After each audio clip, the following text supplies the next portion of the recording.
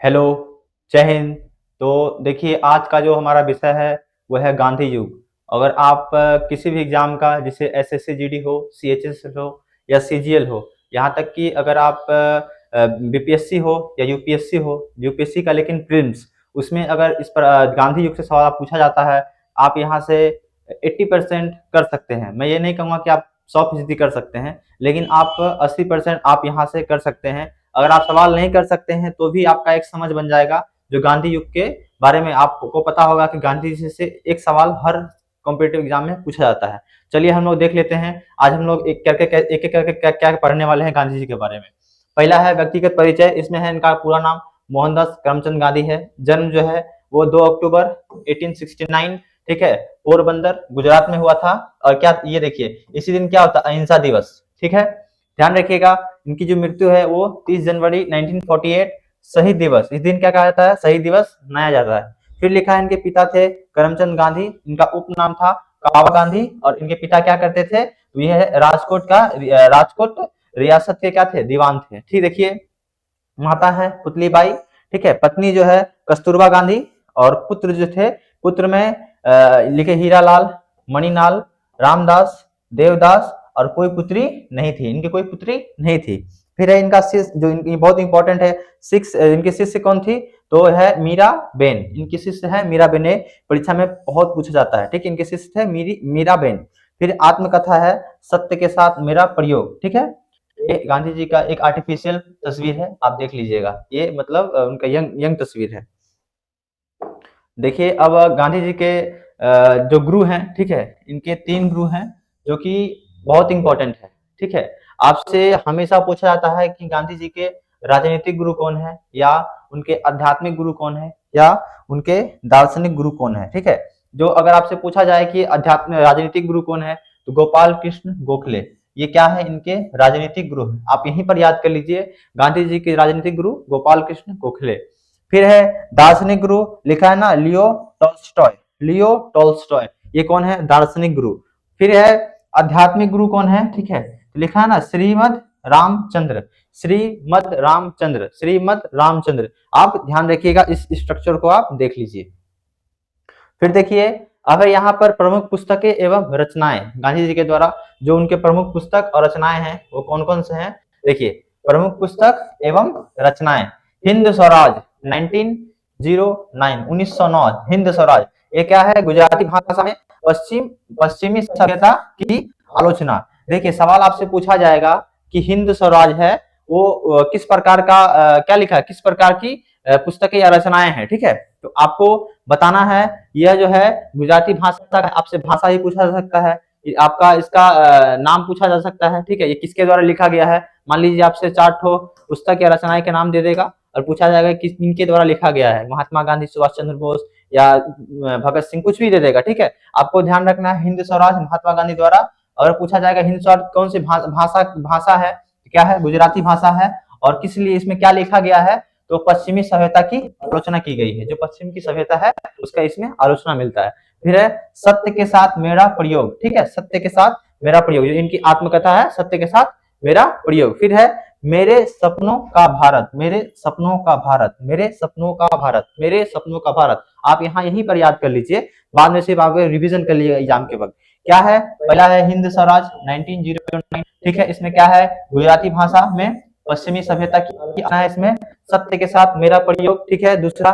तीसरा है मेरे सपनों का भारत। चौथा है सत्य ही भगवान है, सत्य ही भगवान है, सत्य ही भगवान है, सत्य ही भगवान है। ये गांधी जी के द्वारा लिखा हुआ रचना और पुस्तिका है, सत्य ही भगवान है। फिर देखिए अब शिक्षा एवं प्रारंभिक जीवन, गांधी जी का शिक्षा और प्रारंभिक जीवन यहाँ लिखा गया है। स्कूली शिक्षा जो है राजकोट में है, स्कूली शिक्षा कहाँ है, राजकोट में है। कॉलेज जो है ये लिखा है श्यामलाल दास कॉलेज, ठीक है, भावनगर, ठीक है, श्यामल दास कॉलेज भावनगर, ठीक है।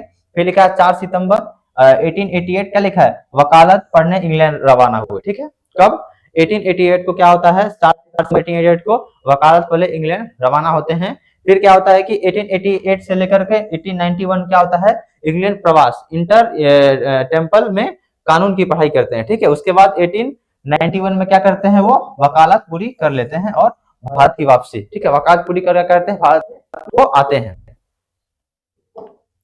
अब देखिए यहाँ लिखा है दक्षिण अफ्रीका, ठीक है।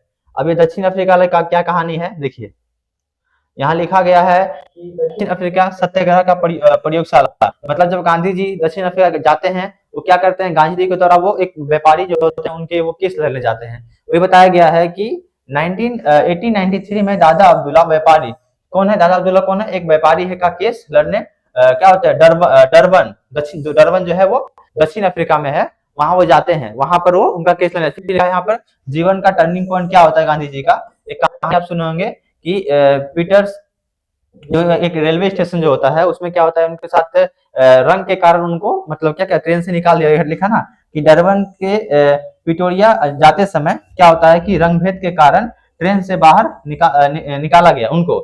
फिर क्या होता है कि इसका परिणाम क्या निकलता है कि खिलाफ सत्याग्रह और अहिंसा का संकल्प। उस समय ही गांधी जी ये संकल्प ले लेते हैं कि मुझे ये जो अन्याय हो रहा है मेरे साथ इसको मुझे खत्म करना है। उनका ये यहाँ पर ही एक तरह से प्रेरणा का कार्य जो होता है, ये जो घटना होता है जी के जीवन को बदल देता है। अब देखिए दक्षिण अफ्रीका का जो संघर्ष है वो किस प्रकार का संघर्ष है, देखिए ये है गांधी जी द्वारा पब्लिश किया हुआ है इंडियन ओपिनियन, ठीक है। इसमें यहाँ का जो मुद्दा आता है, जो दक्षिण अफ्रीका जाते हैं वहां पर है ना प्रयासों से अधिकांश रंगभेद कानून रद्द होते हैं। क्या होता है मुद्दा, क्या होता है संघर्ष संगठन का मुद्दा ये रहा है कि भारतीयों के प्रति रंगभेद और अनिवार्य पंजीकरण प्रमाण, ये देखिए एक रखना पड़ता था, एक प्रकार का प्रमाण पत्र जो कि आपको बताना पड़ेगा कि आप इस रंग भेद के हैं तो आपको ये प्रमाण पत्र रखना पड़ेगा। इसी के विरोध में क्या करते हैं गांधी जी, संघर्ष और संगठन बनाते हैं और बना करके क्या होता है लास्ट में फिर गांधी जी क्या होता है रंग भेद के कानून क्या करते हैं आखिरकार रद्द हो जाता है। देखिए यहाँ रद्द मतलब आखिरकार इसको ये करना पड़ता है। फिर लिखा है ना नाटल इंडिया कांग्रेस की स्थापना करते हैं, जो संगठन है कब करते हैं 1894 में। देखिए इस संघर्ष का कारण आपको पता चला होता है, संगठन जो बनाते हैं ये संगठन है। और जो सबसे पहले 1903 में क्या होता है ये अखबार पब्लिश करते हैं इसी के बारे में, ठीक है। अब देखिए भारत आगमन एवं प्रवासी भारत दिवस, देखिए 9 जनवरी। अब क्या होता है कि यहाँ देखिए यहाँ पर 9 जनवरी 1915 में गांधी भारत आते हैं, ठीक है। उसके बाद एक प्रवासी दिवस जो है शुरुआत 2003 में होता है, फिर लिखा 2015 से हर 2 साल में मनाया जाता है। और अभी जो अपडेट है क्या है 18वां संस्करण है, जो 2003 जो शुरू हुआ था वही 2025 का क्या है 18वां संस्करण है भुवनेश्वर में। ये अपडेटेड मतलब ये 2025 का अपडेटेड है, ठीक है। फिर लिखा है कि 2025 विषय में देखिए इसका जो विषय क्या रहता है, जो ये विषय 2003 में शुरुआत किया जाता है प्रवासी भारतीय दिवस, इसका जो विषय रहता है वो विषय है विकसित भारत में प्रवासी भारतीयों का योगदान, ठीक है। विकसित भारत में प्रवासी भारतीयों का योगदान ये इसका विषय रहता है। ये आपसे पूछा जा सकता है कि गांधी जी का जो भारत यहाँ पर जो शुरुआत की 2003 में, ठीक है, में हर 2 साल में जो भुवनेश्वर में होता है, जो इसका 18वां संस्करण हो रहा है, इसका विषय क्या है, इसका विषय जो है वह क्या है विकसित भारत में प्रवासी भारतीयों का योगदान, जो मतलब भारत में जो बाहर है, ठीक है, उनका योगदान लिखा है ना। 9 जनवरी 1915 को गांधी जी दक्षिण अफ्रीका से भारत लौटे। फिर देखिए यहाँ लिखा है गांधी जी के प्रमुख आश्रम, ठीक है, ये बहुत इंपॉर्टेंट है। आश्रम में आप देख लीजिए पहला लिखा है अनासक्ति आश्रम 1929, ठीक है। फिर दूसरा है कौसानी उत्तराखंड, ये उत्तराखंड में है कौसानी ये लोकेशन। फिर सत्याग्रह आश्रम, ठीक है, ये लिखा है कोचरब अहमदाबाद में है। फिर लिखा है एग्जाम में बहुत पूछा जाता है, ठीक है, साबरमती अहमदाबाद, ठीक है, ध्यान रखिएगा। फिर है सेवाग्राम आश्रम 1936, लिखा है वर्धा महाराष्ट्र में है, ठीक है। फिर लिखा है यहाँ देखिए ये भारत के तौर से हुआ। अब ये भारत के जो बाहर में है बोला फिनिक्स आश्रम 1904, ठीक है, डरबन अफ्रीका, ठीक है।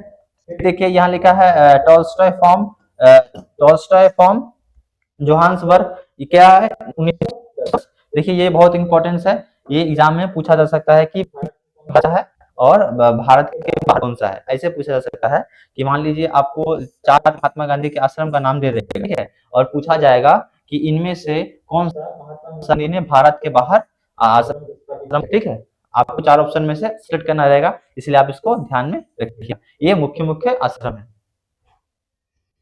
अब देखिए समाचार पत्र एवं पत्रिकाएं, ठीक है।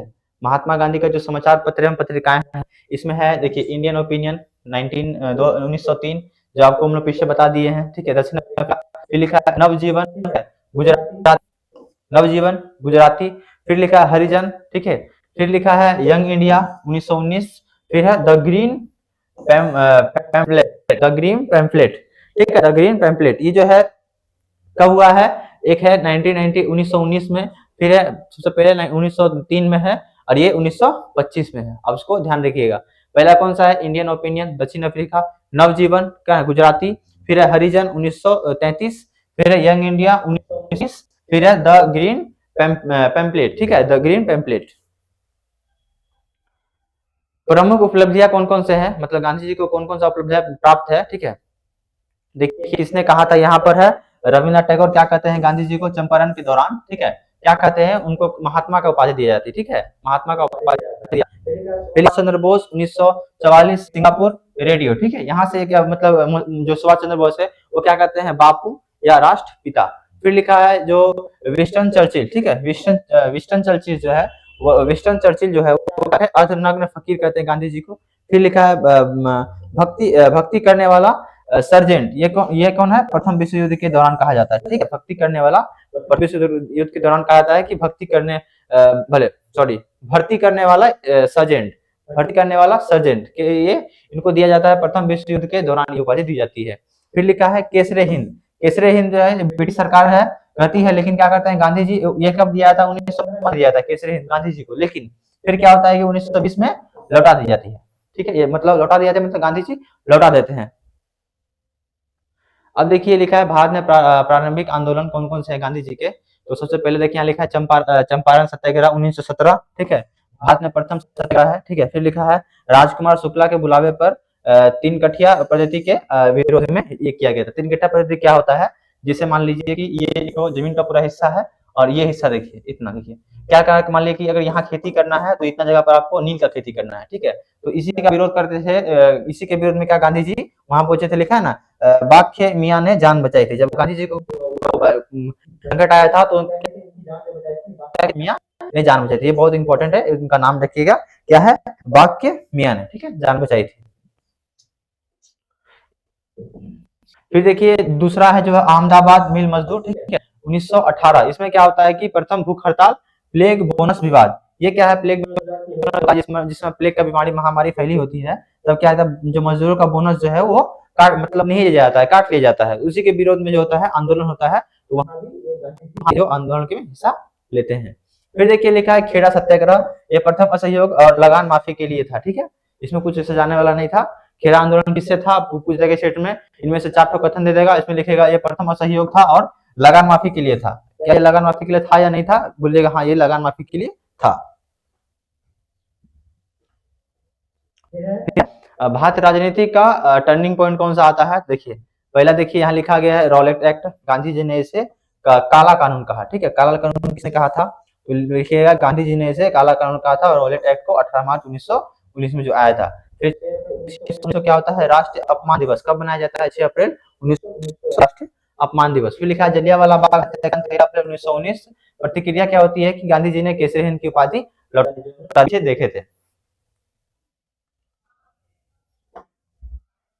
अब देखिए लिखा है असहयोग आंदोलन, ठीक है, असहयोग आंदोलन। अब असहयोग आंदोलन शुरुआत जो होता है इसका 1 अगस्त 1920 में होता है, ठीक है। इसका जो पृष्ठभूमि रहता है, लिखा है ना खिलाफत आंदोलन जलियांवाला बाग, इसकी ये पृष्ठभूमि, इस कारण से ये आंदोलन शुरू होता है। फिर खिलाफत कमेटी 31 अक्टूबर 1920 बने, फिर इसका प्रस्ताव होता है 1920 के नागपुर अधिवेशन में पारित, ठीक है। इसका लक्ष्य क्या रहता है, 1 वर्ष में स्वराज का लक्ष्य रहता है इसका। फिर देखिए यहाँ लास्ट में लिखा है चौड़ा चौड़ी कांड और आंदोलन स्थगन, लिखा है इसका तारीख जो है 5 फरवरी 1922 को होता है गोरखपुर उत्तर प्रदेश में। घटना लिखा है भीड़ थाने में आग 22 पुलिसकर्मियों की मृत्यु, ये इसका घटना रहता है। फिर लिखा प्रतिक्रिया गांधी जी ने बारदोली से आंदोलन वापस लिया था, क्यों, क्योंकि वो मतलब अहिंसा को सपोर्ट करते थे, लेकिन यहाँ पे हिंसा हो गया था, और इसे ही गांधी जी क्या कहते थे, ठीक है। अब देखिए लिखा है कांग्रेस की अध्यक्षता, ठीक है, कांग्रेस की अध्यक्षता है 1924, लिखा अधिवेशन बेलगाम, ठीक है, कर्नाटक। ये जो यहाँ बुलाया गया था, यहाँ एक ध्यान देने वाला बात है कि लिखा एकमात्र कांग्रेस अधिवेशन था जिसकी अध्यक्षता महात्मा गांधी ने की थी। ठीक है, 1 मिनट रुकिएगा।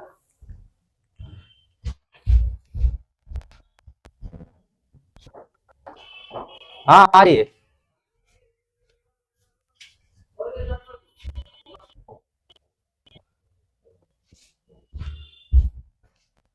ठीक है, यहाँ एक ध्यान देने वाला बात है कि एकमात्र कांग्रेस अधिवेशन था जिसकी अध्यक्षता जो है महात्मा गांधी की थी। ठीक है, कौन सा अधिवेशन? बेलगाम, कर्नाटक, 1924 का। बहुत इंपॉर्टेंट है, इसको आप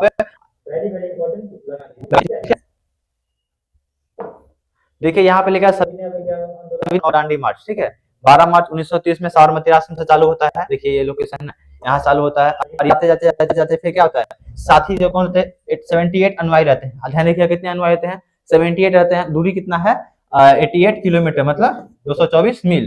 परिणाम क्या, सविनय के अंदर क्या होता है आंदोलन प्रारंभ होता है। फिर यहाँ देखा 6 अप्रैल 1930 नमक कानून तोड़ा जाता है। दांडी में जो 6 अप्रैल 1930 को क्या होता है, नमक कानून तोड़ा जाता है। स्टार्टिंग होता है 12 मार्च 1930 में साबरमती आश्रम से और 6 अप्रैल 1930, 6 अप्रैल 1930 देखिए मार्च में चालू होता है और अप्रैल में क्या किया जाता है, तोड़ा जाता है।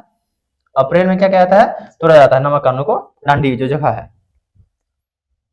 फिर है गोलमेज सम्मेलन और समझौता, ये बहुत इंपॉर्टेंट है। गांधी जी इरविन समझौता, देखिए मार्च 1931 सविनय अवज्ञा स्थगित। ठीक है, फिर द्वितीय गोलमेज सम्मेलन 1931 गांधी जी कांग्रेस का प्रतिनिधित्व किए थे। फिर लिखा पूना पैक्ट, पूना पैक्ट जो है वो 24 सितंबर 1932 को होता है। फिर लिखा ना यरवदा जेल में गांधी जी और अम्बेडकर के बीच जो संघर्ष होता है। फिर लिखा है हरिजन सेवक संघ, लिखा स्थापना जैसा कब होता है, इसकी स्थापना जो है गांधी जी करते हैं। अध्यक्ष है घनश्याम दास बिड़ला। देखिए ये बहुत इंपॉर्टेंट है, जो स्थापना है हरिजन सेवक संघ का 1932 में किया जाता है, उसकी जो स्थापना है वो गांधी जी करते हैं, लेकिन इसका अध्यक्ष कौन रहते हैं, घनश्याम दास बिड़ला। बहुत इंपॉर्टेंट है ये सवाल पूछा जाता है बहुत सारे एग्जाम में।